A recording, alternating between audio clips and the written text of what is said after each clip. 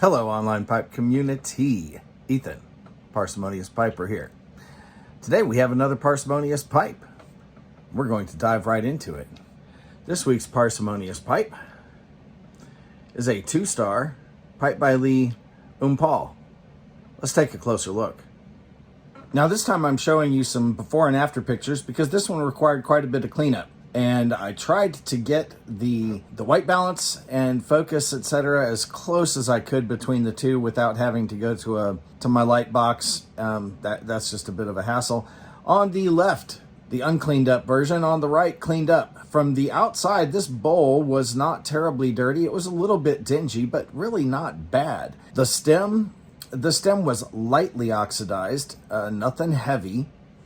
This shot is focused on each side. It's focused on the stars, primarily so that you could see the level of oxidation on the pipe had covered these metal inlaid stars. These are the 5-point metal inlays, not the 5-point stamped. That puts this pipe somewhere in the 1950s, probably. You can see on the left, you can see a little bit of the cake buildup, and you can see the lava on the top, but we're going to get a better view of that in just a moment. And there you go. If you take a look down at the top of that rim, it is pretty well caked with lava. None of that turned out to be charring. So be careful when you clean your rims. You don't have to take off material to take off grime.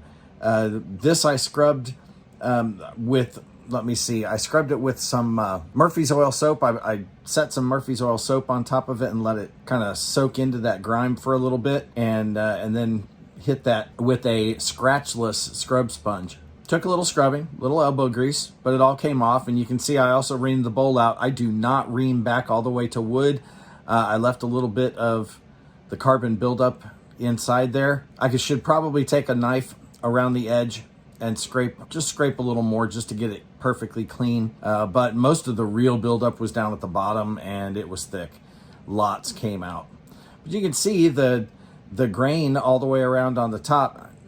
Not a perfect job getting the picture taken, but you can see again the top shot. The oxidation really was light.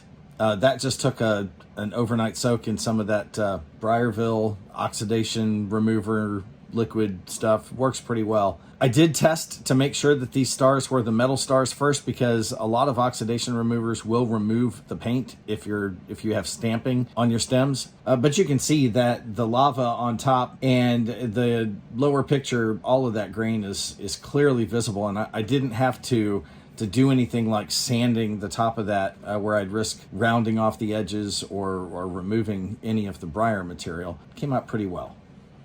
And there you have the overall look of the pipe. It's a nice bend. I prefer, honestly, a straight pipe or a very gentle bend. But for those of you who follow along, you know that I already had a 2-star Paul that was smooth in my collection. Well, why do I need another Paul? I don't, but I'm a collector. And since I didn't have a carved one, now I do. It's just the way it works when you've got the bug. That pipe was $40 and change, including tax, shipping, and handling.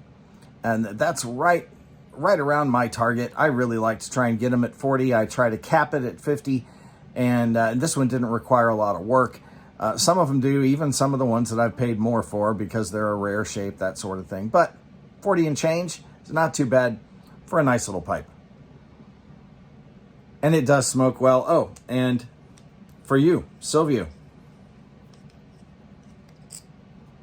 stinger is intact.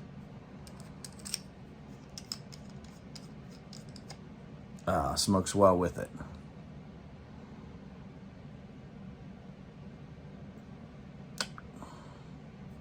Tomorrow I'll be back with another episode in estate hunting, and we'll talk a little bit about where. With that, folks, light something you like. Enjoy your afternoon.